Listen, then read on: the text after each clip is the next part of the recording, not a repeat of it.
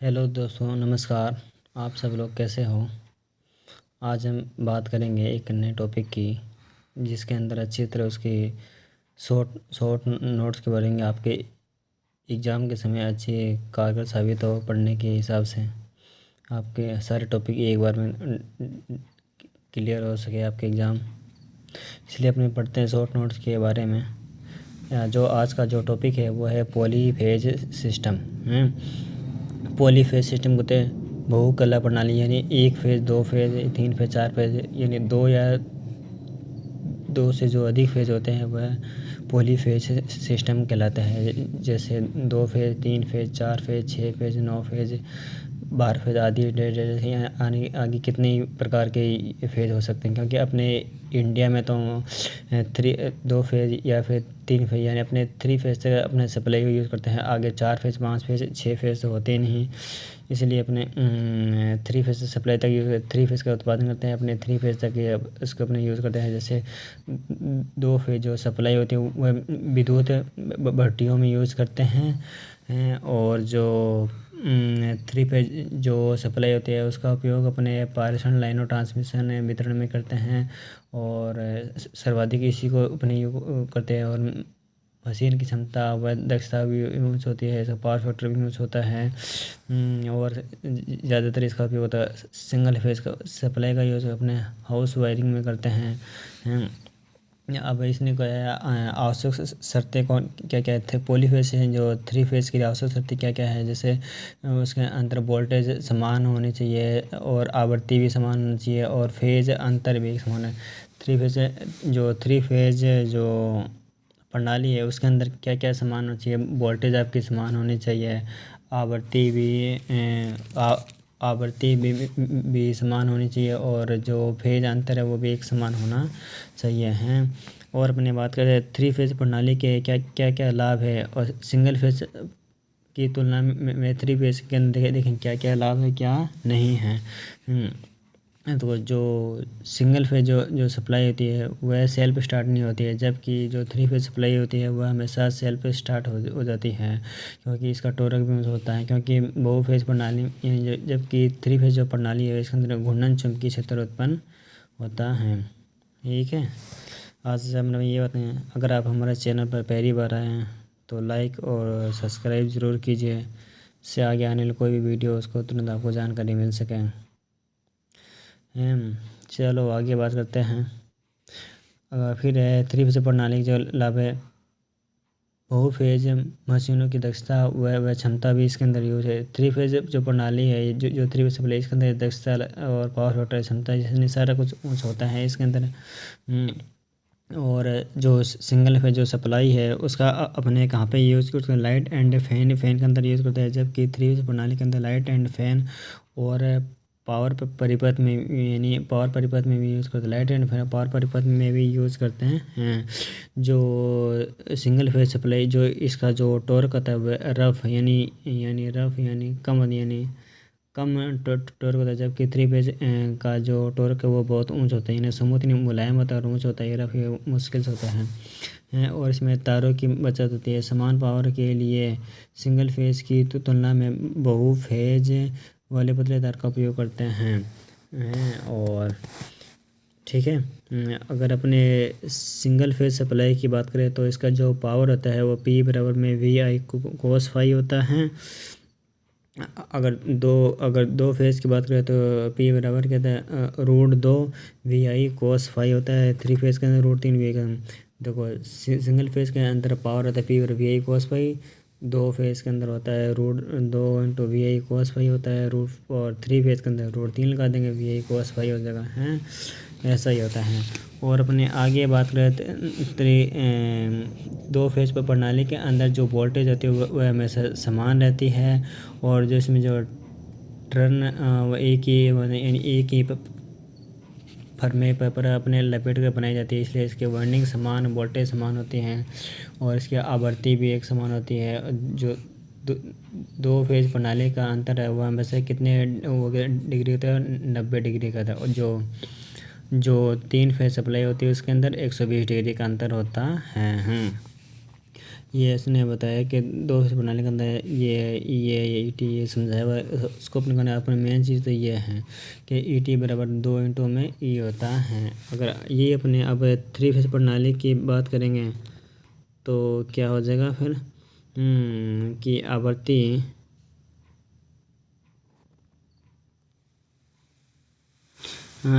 3 phase प्रणाली की बात करें कि इसमें सभी फेजों में वोल्टेज तो समान होती है, ये बात मैंने आपको पहले बता दी है, और आवृत्ति भी समान होती है, फेज वोल्टेज भी समान होता है, और जो इनका जो फेज अंतर होता है वो हमेशा 120 डिग्री का होता है। और ये देखो जो 2 फेज प्रणाली है इसके अंदर जो फेज अंतर कितने का है 90 डिग्री का है, और जो 3 फेज प्रणाली है इसके अंदर जो फेज अंतर है वो कितने का 120 डिग्री का होता है।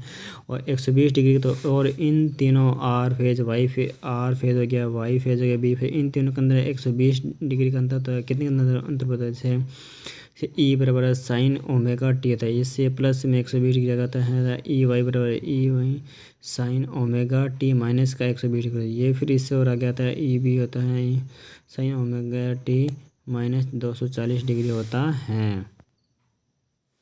अब अपने बात करते हैं line voltage, phase voltage, line धारा, फेज धारा क्या क्या होती हैं। जो लाइन वोल्टेज होती हैं जो ये तो मानी जाती है 2 फेजों के बीच जो मापा गया जो वोल्टेज है वह लाइन वोल्टेज। 2 फेज जैसे मान लें ये एक फेज ये हो गया, 2 फेज ये हो गया आर हो गया, वाई हो गया, ये बी हो गया है। इसमें 2 फेजों के बीच नापा गया जो वोल्टेज होता है वो लाइन में, यहाँ ये एक फेज है, ये एक फेज है, इन दोनों के जो बीच नापे वो कहलाता है लाइन वोल्टेज कहलाता है ना। 2 फेजों के बीच मापा गया वोल्टेज लाइन वोल्टेज कहलाता है। और फेज वोल्टेज क्या कहलाता है, जो ये 2 फेज है ना आर फेज और वाई फेज के जो बीच में नापी गई वोल्टेज है वो कहलाता है फेज वोल्टेज कहलाता है। और जो भी ये लाइन धारा होती है यानी इसे शॉर्ट में आईएल कहते हैं, लाइन धारा होती है 2 फेजों के बीच प्रवाहित जो धारा होती है वह लाइन धारा कहते हैं। 2 फेजों के बीच जो अपने करंट ना तो लाइन धारा। और फेज धारा आई फेज है, एक फेज और न्यूट्रल में के बीच जो मापी की धारा वह फेज धारा कहलाती है। और अपनी बात करते हैं संतुलित लोड और असंतुलित लोड क्या होता है। देखो जो संतुलित लोड है वो सभी लोड पर एक समान होता है, असंतुलित लोड इसमें लोड अलग अलग होता है, भिन्न भिन्न होता है, असंतुलित लोड करता है। और कुल पावर प्रणाली का फॉर्मूला क्या है, PT पर √3 VH IPS को से। और या तो पेपर में ये आ जाएगा फॉर्मूला, नहीं तो ये पूछ लेगा PT √3 V।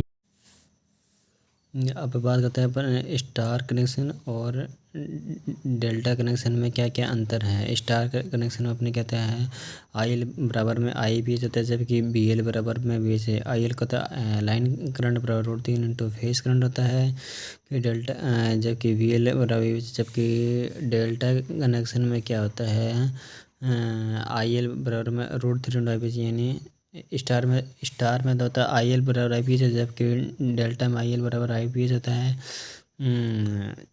और डेल्टा में लाइन वोल्टेज बराबर फेज वोल्टेज होता है, जबकि स्टार में लाइन वोल्टेज √3 है, इन दोनों को उल्टाता है। स्टार में तो IL बराबर IPH होते हैं, लाइन करंट बराबर फेज करंट होता है, जबकि डेल्टा में लाइन वोल्टेज बराबर फेज वोल्टेज होता है। और स्टार कनेक्शन में line voltage √3 into phase voltage है, जबकि डेल्टा कनेक्शन में लाइन करंट बराबर √3 इंटू फेज करंट होता है IPH। और स्टार कनेक्शन में न्यूट्रल उपस्थित होता है, जबकि डेल्टा में न्यूट्रल नहीं होता है। और स्टार कनेक्शन के अंदर संकुचन अवस्था, इसमें न्यूट्रल में जो धारा प्रवाहित होती है वो 0 होती है, इसके अंदर न्यूट्रल नहीं होने का, इसमें ब्रेक डाउन नहीं होता, इसलिए इसमें न्यूट्रल की ब्रेक डाउन की संभावना इसमें कम होती है। स्टार कनेक्शन में तो ब्रेक डाउन की संभावना अधिक होती है, जबकि डेल्टा कनेक्शन की संभावना बहुत कम होती है डेल्टा कनेक्शन। और स्टार कनेक्शन के अंदर इसका यूज़ अपने लाइट एंड फैन में सिंगल फेज और पावर परिपथ के लिए 3 फेज का यूज करता है, जबकि डेल्टा कनेक्शन का उपयोग ओनली फॉर 3 फेज के अंदर पावर परिपथों में ही यूज़ किया जाता है। स्टार कनेक्शन का उपयोग वितरण प्रणाली में यूज वितरण डिस्ट्रीब्यूशन में करते हैं, जबकि डेल्टा वितरण प्रणाली का डेल्टा के अंदर ट्रांसमिशन प्रणाली जहाँ से बड़ी बड़ी हाई वोल्टेज जो लाइन है तो वहाँ इसका भी प्रयोग करते हैं। स्टार कनेक्शन के अंदर लाइन वोल्टेज बराबर में फेज वोल्टेज होता है। इसमें 30 डिग्री अग्रगामी लाइन वोल्टेज फेज वोल्टेज से 30 डिग्री अग्रगामी होता है, जबकि डेल्टा कनेक्शन के अंदर फेज धारा लाइन धारा से 30 डिग्री अग्रगामी होती हैं। और स्टार संयोजन में लाइन वोल्टेज फेज धारा से 30 + 5 डिग्री अग्रगामी होती है, जबकि डेल्टा कनेक्शन के फेज धारा लाइन वोल्टेज से 30 डिग्री प्लस अग्रगामी होती है। हाँ, अब अपने बात करेंगे फेज अनुक्रम की बात करते हैं। 3 फेज का अंदर अगर तीनों फेज समांतर में है तो 5 डिग्री का मान कितना होगा 0 डिग्री, और शून्य अनुक्रम होगा है। और जैसे ये देखो 3 फेज बताते हैं, आर फेज, वाई फेज और बी फेज। इन तीनों के बीच कितने डिग्री का अंतर 120 डिग्री अंतर है। पहले होता है आर वाई बी, फिर होता है वाई बी आर, वाई आगे क्या पहले नंबर पे है, फिर 2 पे आगे, फिर 3 पे आगे, पहले वो 2, फिर आ गया वाई बी आर, फिर ऐसे आ गया अब बी आर। यानी तीनों फेज सीक्वेंस वाइज चलता है। ये क्लॉक वाइज में चल रहा है, नहीं तो पहले ये फिर ये फिर ये फिर ये ऐसे करे क्लॉक वाइज।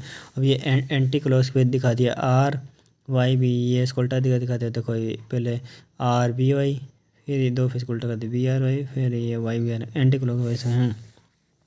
शक्ति गुणांक ज्ञात करने की कितनी विधि है 3 विधि है। 1 वाटमीटर, 2 वाटमीटर, 3 में 1 वाटमीटर विधि होती है ना, इसका उपयोग ओनली फॉर अपने संतुलित लोड के लिए पावर, यानी जहाँ लोड समान हो वहाँ इसका उपयोग करते हैं। और इसका जो कुल पावर पी टी बराबर P1 + P2 3 पी का उपयोग होता है। जो दूसरी बात करें तो अब 3 वाटमीटर, 1 वाटमीटर विधि का उपयोग तो अपने संतुलित लोड के लिए, जबकि 3 वाटमीटर विधि का उपयोग अपने असंतुलित लोड के लिए होते हैं। इसका जो कुल पावर होता है PT बराबर P1 + P2 + P3 होता है। और 1 वाटमीटर का होता है PT बराबर 3 P होता है, जबकि 2 वाटमीटर विधि का उपयोग संतुलित लोड प्लस असंतुलित लोड दोनों के लिए किया जाता है। तो इसका जो कुल पावर होता है PT बराबर P1 प्लस में P2 होता है। अगर शक्ति गुणा याद करना तो इसका फॉर्मूला था cos फाई होता है। और तो ये आगे सारणी से ये इतना कोई ख़ास नहीं है, ठीक है भाई। हाँ बस इसमें तो यही था, बस इस टॉपिक में बहुफेज प्रणाली के अंदर इतना ही है। अगर हमें ये जो मैंने आपको बात बताई, अगर ये हमारे वीडियोस अगर आपको अच्छा लगे तो आप हमारे चैनल को लाइक और सब्सक्राइब कीजिए, ताकि आने वाली वीडियो कोई भी आपको सबसे पहले इन्फॉर्मेशन मिल सके। और हमारा टेलीग्राम चैनल है जिसमें उसको आप ज्वाइन करिए, जिससे कोई भी जो सूचना इन्फॉर्मेशन है वो सबसे पहले आप तक पहुंच सके। Okay, thank you, good night.